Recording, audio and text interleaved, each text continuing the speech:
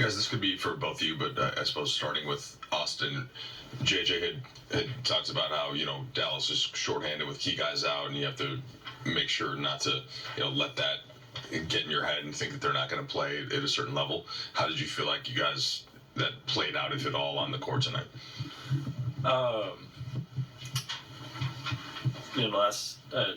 That's a real thing, but it's not like they don't have good players other than Luka and Kyrie. Those guys over there are talented and obviously can win games, as you just seen. And, we just didn't do a good job of playing good basketball. That's really it. And Max, the Mavs, there were a couple stretches JJ referenced, when Clay hit the 3 threes, and then when Hardy hit a couple in a row and they added a fourth. What were the coverages sort of supposed to be on those types of plays, and how did you feel like they were getting so open consistently?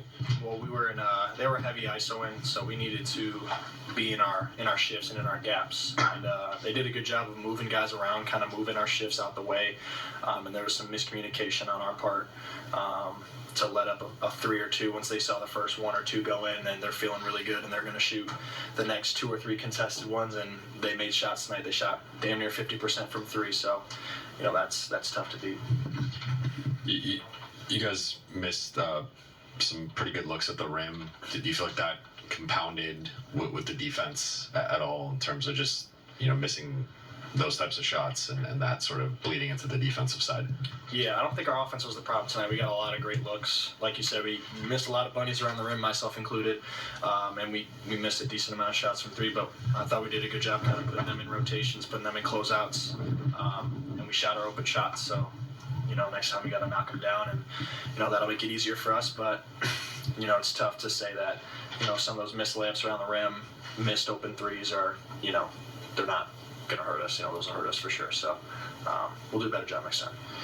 Austin, you had like a self-deprecating line when you walked in here about sitting on the bench. But what can you do when a team's targeting you on defense the way the Mavs were tonight?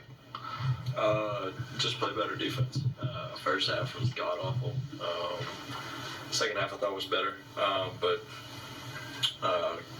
can't allow that. That was just really, really bad on both sides of the ball tonight. JJ mentioned to us that he felt like maybe there were segments where the game where you guys just looked tired. I think you guys are going to have your longest stretch at home coming up. I think 7 to 8 at your own place, 8 straight in LA. How beneficial can this stretch of 2.5 weeks be for you guys? And what will be the key for these next couple of weeks?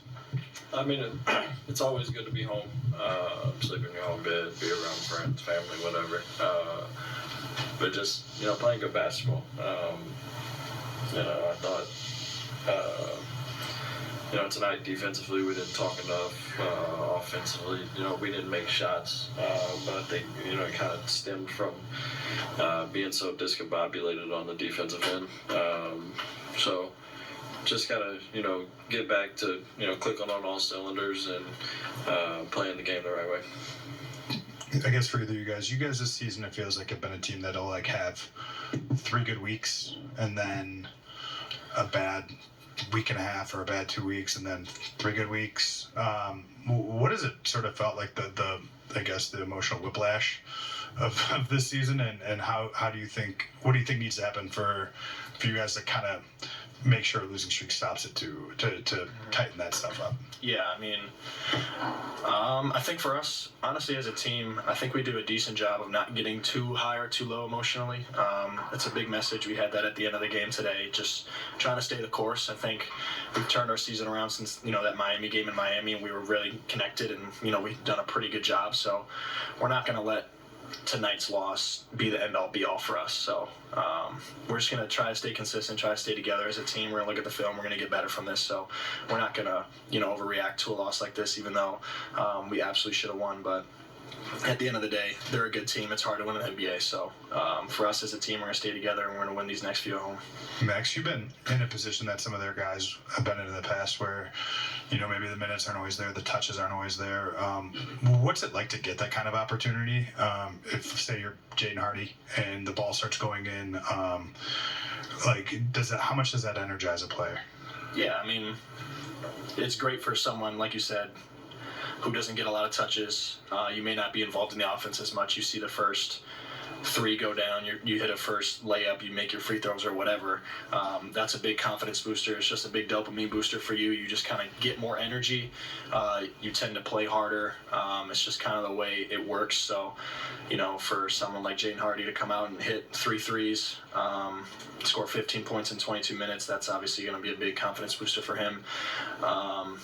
So, I know how that feels, and so it feels good for sure. Thanks, guys. All right, Big Game James, a little time for